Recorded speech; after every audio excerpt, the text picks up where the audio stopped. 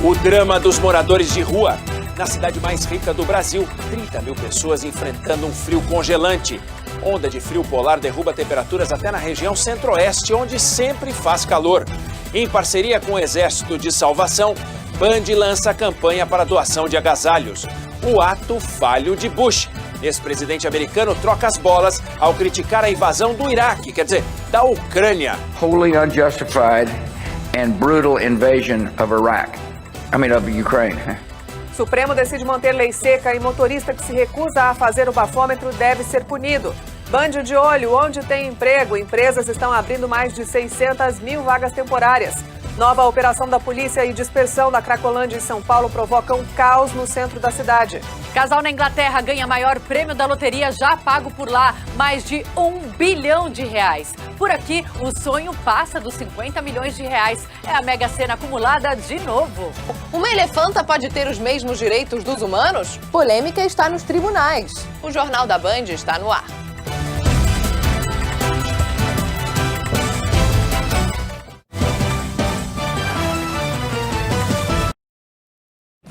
Veja hoje no SBT Brasil.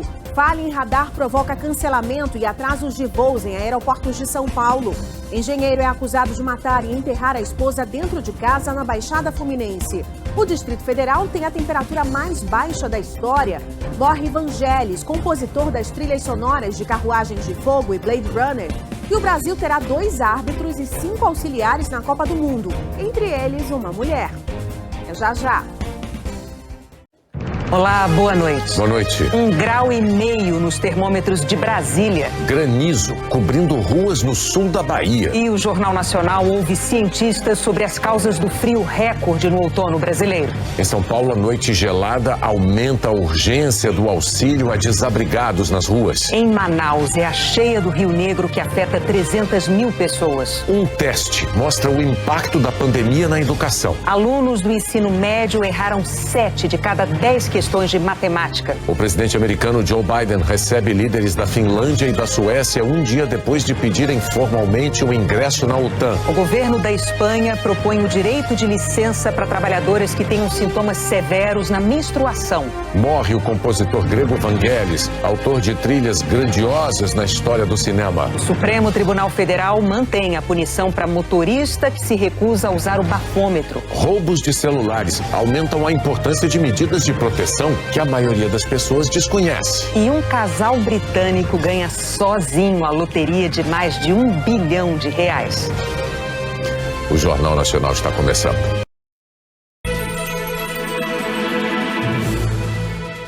Quinta-feira, 19 de maio, o Jornal da Cultura está no ar com os seguintes destaques. Em meio a crescente tensão, o presidente Jair Bolsonaro cumprimenta o ministro do STF, Alexandre de Moraes, em cerimônia de posse no Tribunal Superior do Trabalho, horas depois de voltar a levantar suspeitas sobre as eleições.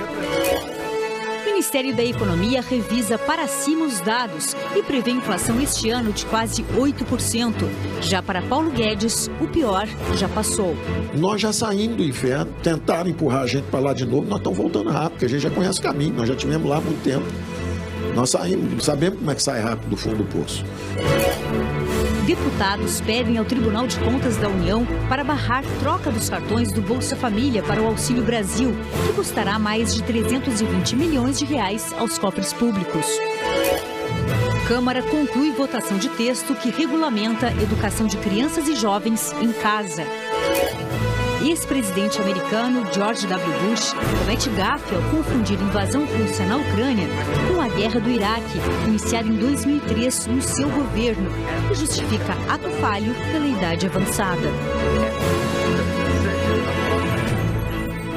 Olá, boa noite. Na bancada de hoje temos o historiador e youtuber Marco Antônio Villa e o filósofo Mário Sérgio Cortella. E você pode fazer comentários pelo Twitter na hashtag Jornal da Cultura.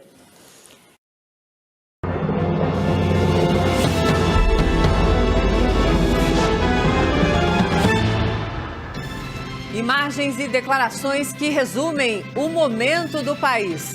Numa cerimônia em Brasília, Bolsonaro e Alexandre de Moraes se encontram. Na primeira, o presidente cumprimenta o ministro do Supremo. Mas na segunda, A reação de Bolsonaro para o longo aplauso a Alexandre de Moraes foi assim. Suas Excelências, o senhor ministro do Supremo Tribunal Federal, o ministro Alexandre de Moraes.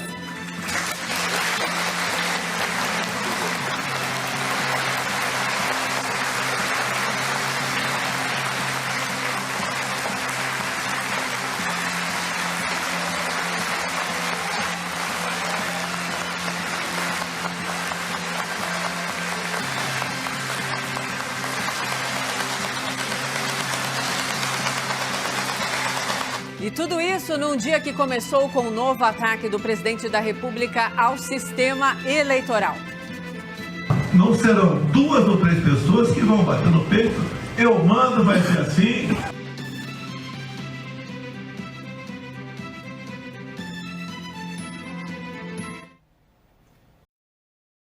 Olá, boa noite para você, 6h02 pelo horário de Brasília. Eu sou Diego Sarza, está no ar mais uma edição do UOL News nessa quinta-feira. Hoje é dia 19 de maio de 2022. Seja bem-vindo, bem-vinda a mais uma edição do programa. Você, como sempre, está convidado a já participar, marcando a gente nas redes sociais com a hashtag UOL News, ou então você pode nos assistir na página do UOL, com transmissão simultânea nas redes do UOL também, Facebook, Twitter, TikTok, na Twitch e no YouTube. Lá no YouTube já tem enquete rolando, um dos temas de agora é esse aí, se você é a favor da privatização da Eletrobras, sim ou não.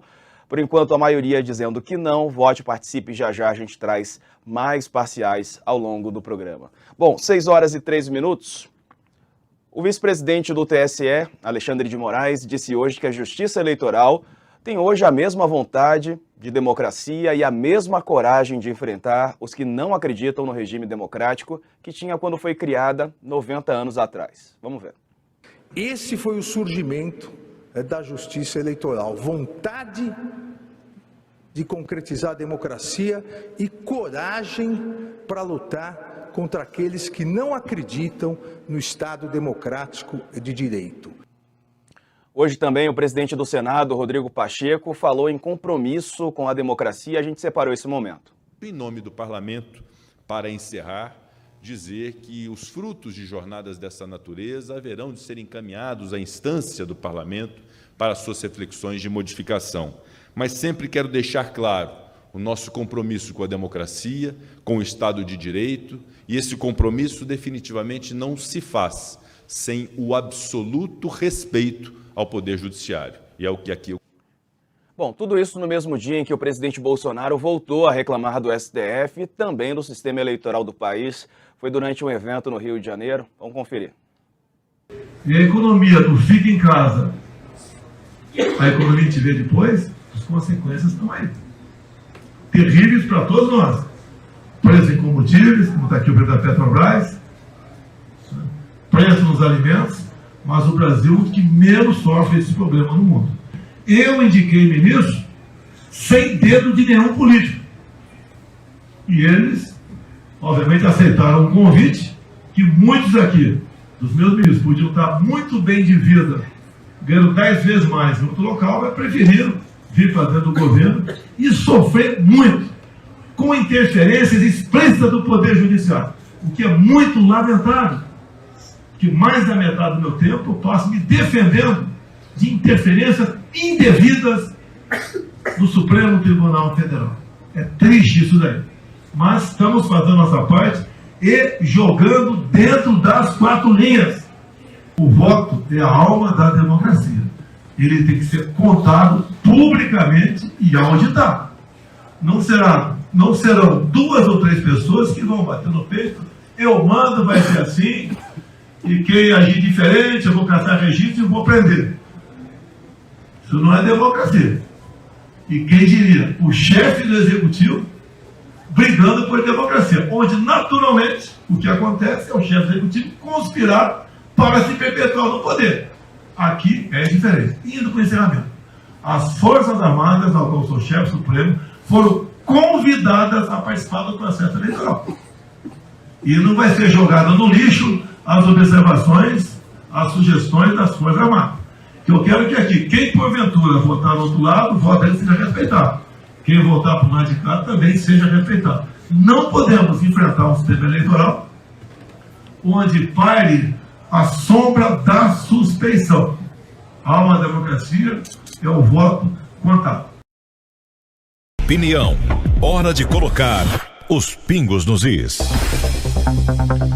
O ministro do Supremo Tribunal Federal, Alexandre de Moraes, aplicou uma nova multa de R$105 mil ao deputado federal Daniel Silveira por suposto descumprimento de medidas cautelares. A decisão do magistrado ocorre um dia depois de o presidente Jair Bolsonaro protocolar uma notícia-crime contra ele por abuso de autoridade e da nova advogada do parlamentar se reunir com Moraes. Somadas as outras duas penalidades, as multas já somam R$645 mil. Nosso primeiro destaque no programa de hoje, a gente traz aqui para você a análise do Roberto Mota, mais uma vez hoje aqui com a gente no Pingos. Bem-vindo, boa noite.